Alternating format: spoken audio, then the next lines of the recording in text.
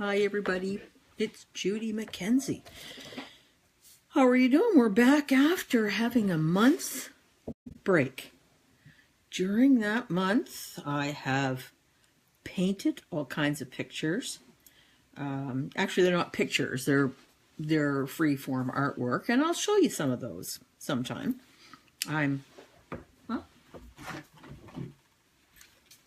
There's one. It's kind of weird. But here's another one. I really like this one. This one's going up. I love all the... Hi, Gina. But I'll show you one more really pretty one that it doesn't have a external coating on it. Isn't that amazing? I love that. That one's going on my bedroom wall. Hi, Pasita. Anyway, so I've been painting. I have a brand new baby granddaughter. Her name is Ivy. She's now 1 month old. Hi, Christine. So there's been lots going on in August, and that's why I thought I need a time to get busy with my reading. I've got some interesting coaching programs coming up, some group programs. I'll talk a little bit about that later. Oh, thank you, Gina. She is so beautiful. I was out with her this afternoon, and she is just precious. She is just doing so well. So is Mom. So we're very happy. Anyway, so we're back. I'm so excited. I've been thinking a lot the last few days about topics and different kinds of things, and I think thank you, Christine. I think we're going to start back in September. Well, before I do that, I sure hope you all had a fantastic summer. I know, Christine, you had an amazing holiday. I loved the photos, and Gina's been doing all kinds of wild stuff. Was it you were doing the mud thing? And that looked pretty fun. And you've been golfing like crazy. And Pasita, I shared her link. She's doing some very cool stuff around technology updates, and I've really enjoyed that. Mud Hero, that was it, Mud Hero. That looked huge fun, and I can see why you'd like being a Mud Hero, Gina. That you're just a down-to-earth kind of girl, down-to-mud kind of girl. 6K and 16 obstacles. Holy shite! That's a long way. Wow, good for you. Look at all the hearts you're getting on that one. Good work, Gina. You and I are going to have to get together for coffee. That I probably... And there's Shelly. Hi, Shelly. Howdy. How are you? Oh, wow. It's so good to see all you guys. So what I'm going to do today is I'm going to talk about belief systems. And I know I've talked about it before, but I have really...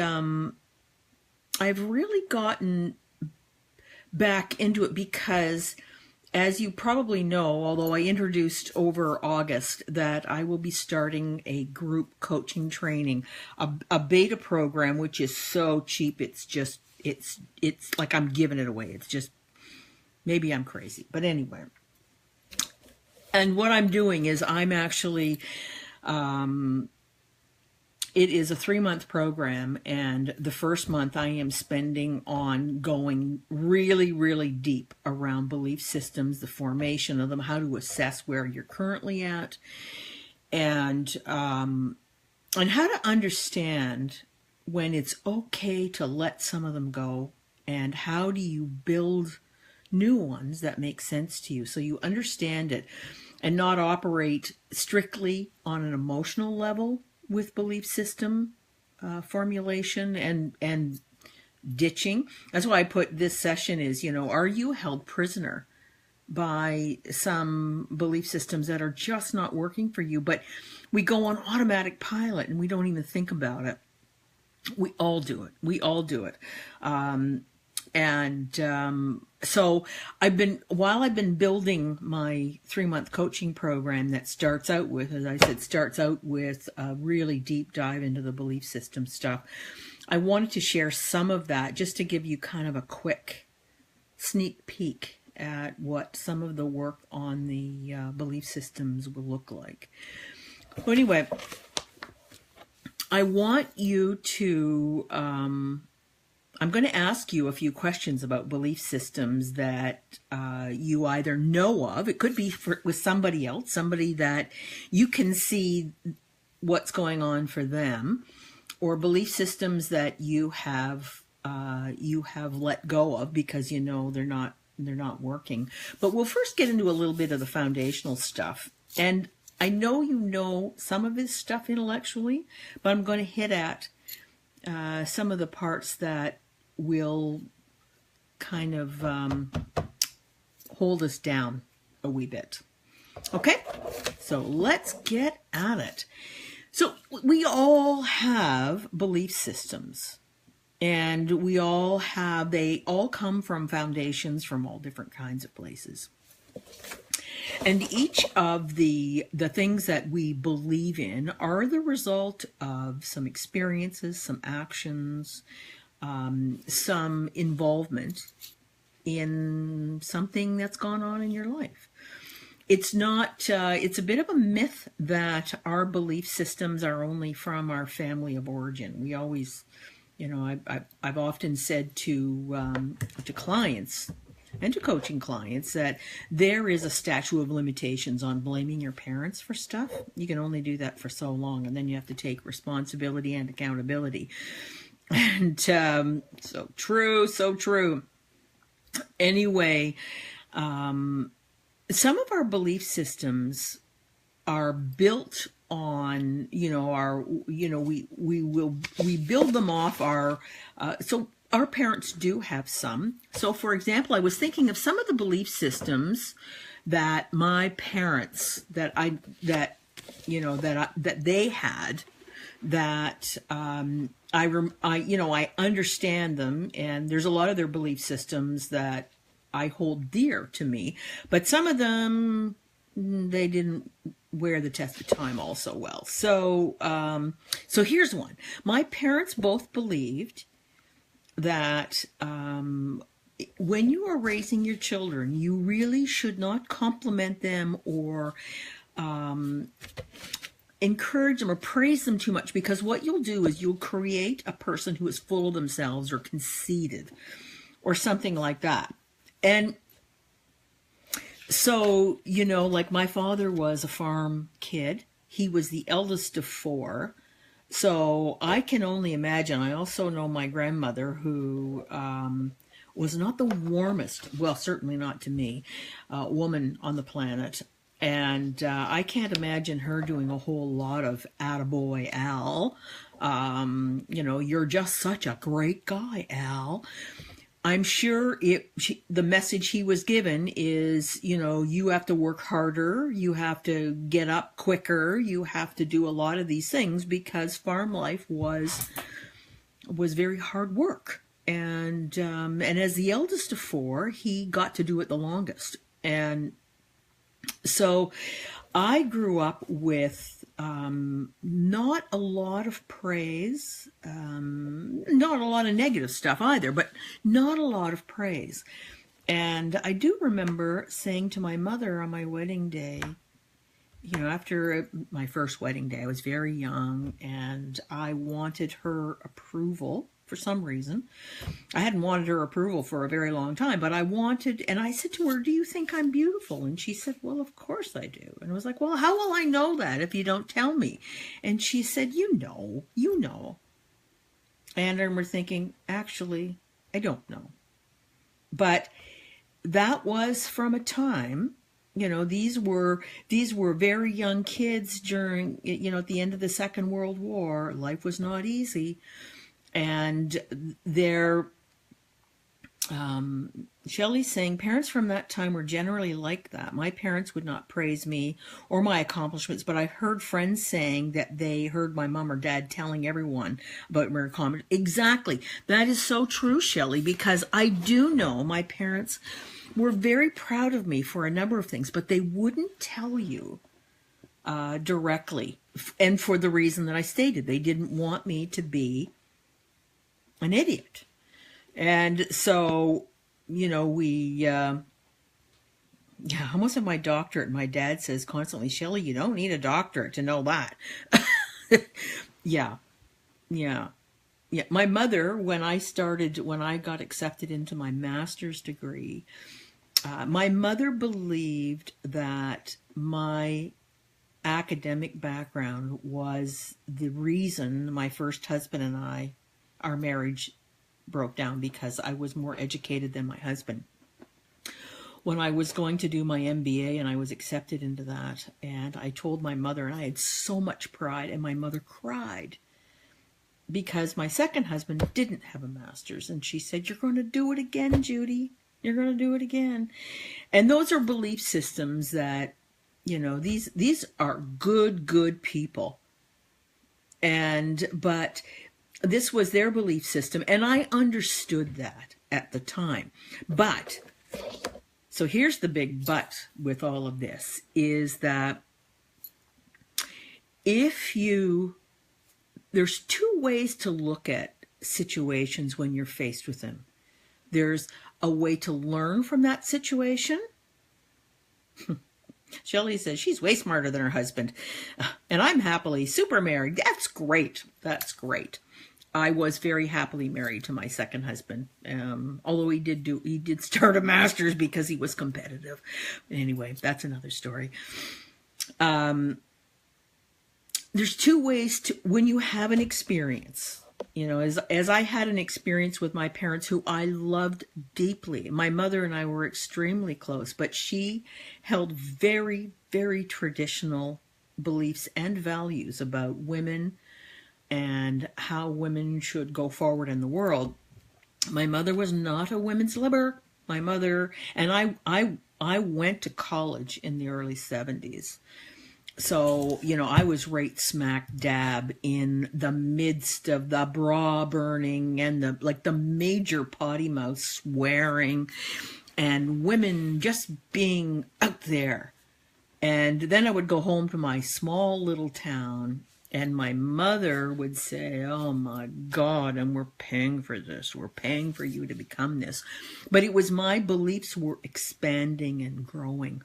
And what you do when you have an experience, you either learn from it or it reinforces something that may well be negative or positive. So, for example,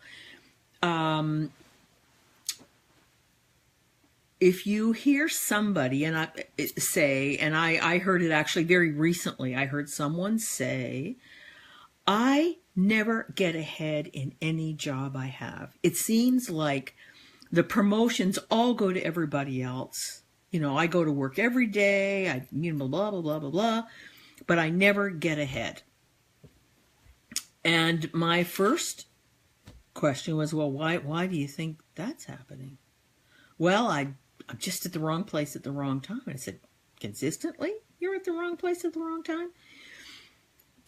But likely what has happened, I'm new into that relationship, that coaching relationship, so we haven't got the whole distance yet. But what I suspect has happened is the first time that either, yeah, you're right, Pasita, she does have a victim mindset.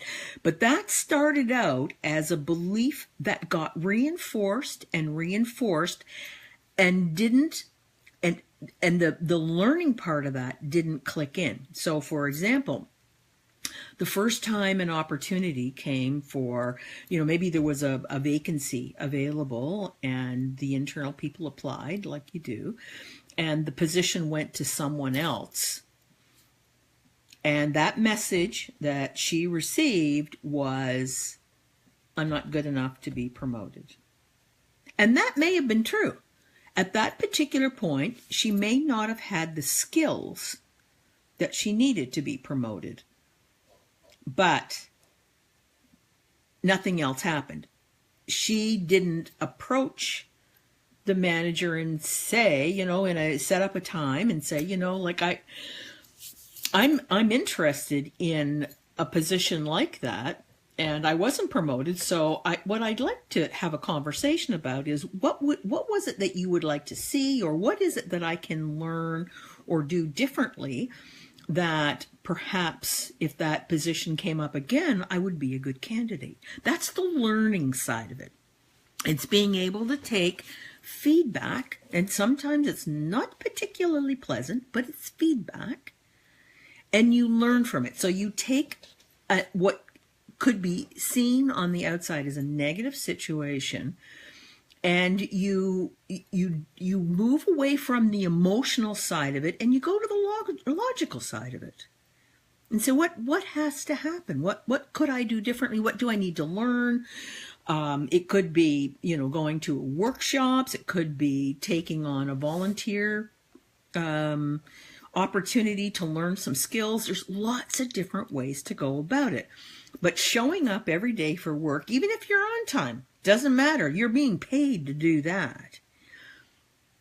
That to be promoted, you may need to do different kinds of things. It could be complex or it could be simple, but regardless, you get my point, is that there is the learning and there is the accepting, or just, okay, this is how it goes for me.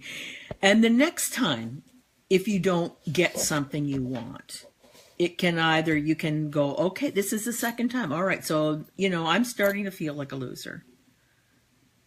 Well, that's helpful. Or, what am I not doing? What do I need to do? And maybe you need to go to another company. Maybe it's not a right fit for you there. That doesn't mean you're not a good person. It just may be. That you need to find the right niche for you. And Shelley's saying, with an entitled society now, so many times just showing up and being ready to work is enough to get you promoted. Just showing up. Yeah. I guess you're right. You're right. But typically when I'm seeing people who have belief systems that are holding them hostage are ones that believe that just going to work and showing up is enough to be promoted, and not all environments are like that. And if you happen to be working in an environment where that's like that, and so, as I was a manager for many years, and I remember I had this one, I had many people come to me and say, okay, I believe I should have a raise. I said, okay, why do you believe that? Well, it's time. Well, what does time have anything to do with it? We paid very competitively. It was telecom, and it was back in the crazy days, and people were paid extremely well. What I wanted to hear from people is, what were you doing? What are you doing that, what outcomes are you showing me? What kinds of, what kinds of learning are you doing? What kinds of things are you sharing? Oh, that's really got everybody. Why is it that you believe that what you are doing deserves either a promotion or more money or whatever? Just showing up for work, and I've been here longer than most people. What I'm looking for is contribution. And so I used to have some really interesting conversations with people, and as long as they understood that, I found that people were more than happy to work with that, but they needed to understand it. And that, go back where, I'm sort of getting into some of the management coaching that I do is that give people a clear understanding of what is expected and what is expected if you want to continue to do well. And that's part of that growing thing. But let's get back to sort of some of these basic beliefs. And so Shelley, let me just read what Shelley's put here. So many come in with little knowledge and want a management position without putting in their time, learning, growing, maturing, and etc. It's true. And what I'm finding now is that there are some really progressive companies that are actually boycotting MBAs. Scary. No, I'm kidding. I have an MBA, but from a million miles away ago. But a lot of MBAs, especially from Ivy League schools, were coming in and figuring that they wanted all these promotions. They wanted top positions because they had a belief system that because they did academically well, they should be compensated and recognized as being amazing. And being academically bright and being a good manager are completely different things. But I do management group coaching as well, and so I'm sorry, I'm kind of slipping into it because it's all about mindset. We start out both with the management stuff. Yeah, I know you have an MBA. For those of us with more experience, they actually look at what we do, Pasita. So it's a little bit different, but it's these young kids coming out of school. That's what they are boycotting a bit is they want to see what you've done. So they're interested in the volunteer work that you've done or anything that you've created that's added value.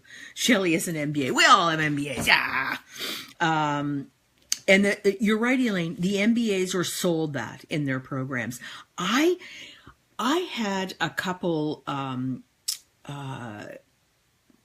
profs that they would say things like, U of T is the best school, business school, in Canada. And you are getting the best training. You are elite, blah, blah, blah, blah, blah. And if you weren't mature enough to realize that, I might get a really good education, but it's what I do with it that makes a huge difference. So that's why I think MBA's got such a, yeah, this is like Oprah. Everybody gets an MBA. Well, it's a little true. Yeah. But back to beliefs. Let's get back to beliefs. Oh my goodness, you girls are getting me distracted. I'm only kidding. Does anyone have? I'd like to. I'm just mindful of time. God, where does the time go? I've got all these pages of notes, and I haven't even got off page 1. Now, you ladies are doing a fantastic job of participating. Would you share with me a belief that you know of, or you've had where you've ditched it? And I'll start off by being vulnerable. That when I grew up, I grew up from a very honorable, hardworking, where my dad worked and my mom didn't because that was one of his beliefs.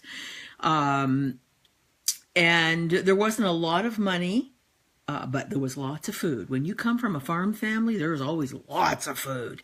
And I had a phenomenally wonderful raising, but my family did not trust. Women cannot succeed in IT. Oh, right on. I hear that. But rich people were not to be trusted. They had sold their soul to the devil somehow. And the small community in which I grew up was a shipbuilding community. So it was all blue collar workers, wonderful, good people.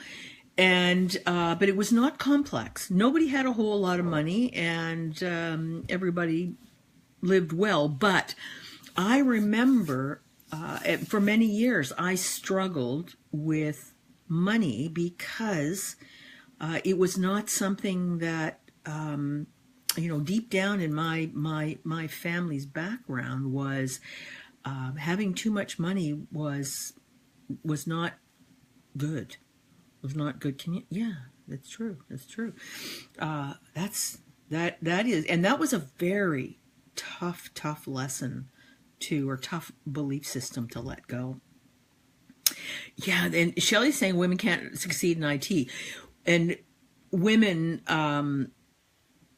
I grew up, my parents told me women could be nurses, secretaries, or teachers. Those were the only three things that were acceptable for women to be. Jean is saying, to be viewed as a strong woman, you have to hide your weaknesses and fears. I now believe sharing that which makes me vulnerable with others makes me grow and be stronger. So very true. And that's why there was so many women that were horrific in the workplace, because it was like they were trying to act like men and they were suppressing all of this wonderful stuff that, it made us not good people, because women are phenomenally gifted human beings. Shelley's saying she's broken that myth. Shelley has a very successful IT business, and I like to talk with her quite often. Can you excuse me for 1 second? I closed the door and my kitten is in there and he's upset, and I don't want him to be upset. Okay, kitten, come on out. Sorry. So those are just some of the myths that in each generation. So I'll have to, now that I have to ask my son what kind of myths that I taught him. Myths, what kind of beliefs? Oops, there. Don't you hate it when Freud comes to visit? That here I was saying, what kind of myth is it that so many beliefs are just they're not okay. That's time to let them go. So we're at the bottom of the hour, and what I want to do, apparently I have a lot to say, and so I'm glad I'm back, because I missed you guys. I missed you guys like crazy. On the 18th of this month, I will be doing a 3-month program called Living Confidently, and what it is, it's a beta program. I'm going to be using Zoom technology. And and what that means is that everybody will be able to participate, and they will be able to talk and be seen and see each other. I'm limiting it to 12 women only, and so we're going to be doing sessions weekly. So there'll be 12 sessions. 12 sessions. We can do a lot of work in that. But how I'm going to structure it, and that's the part with beta, is that, we'll be doing some learning together, but I will be providing you with like an amazing amount of information. And we're going to be spending the first several weeks talking about belief systems, and more of the same of what we're talking about now, and getting people to participate in identifying where their belief systems are now. And, as good old Dr. Phil would say, is that working for you? Start to look at how we can move some of those forward so that you are in integrity with the kind of person that you want to be. The second area that we're going to be working on during this 3-month is setting boundaries. And they're all linked together. And we'll be going back and forth in all of them. But setting boundaries is so that you are holding yourself intact in your values and your beliefs, and setting boundaries with those emotional vampires who are wanting to bombard you with their beliefs that just are not okay, that they are trying to erode your happiness, your success, your peacefulness, your mindfulness, with beliefs that are getting them all stressed out. So the setting boundaries, and then the third, which naturally comes with this, is going to be some deep work around assertiveness training, and not aggressiveness training, but assertiveness training as to how you can set those boundaries respectfully but firmly. and so that you can confidently stay within your integrity, stay within what your goals in life are. And I call this program Living Confidently, and that's the first 3 months. And I have a series of these that I've developed. That's what I was doing in August, aside from celebrating a brand new baby, is setting up this program. So now here's the thing, is maximum I will take within this first beta program is 12 women. 3 months, $97 a month. When you think about that, $97, and that's a month, and that's 4 sessions in 1 month. Then the sessions will be 65 minutes long, so we'll go an hour and a bit. And I will have an agenda and that will go out beforehand, and we'll have tools and some homework, because we all need to do homework to make it real. But we'll do that for 3 months.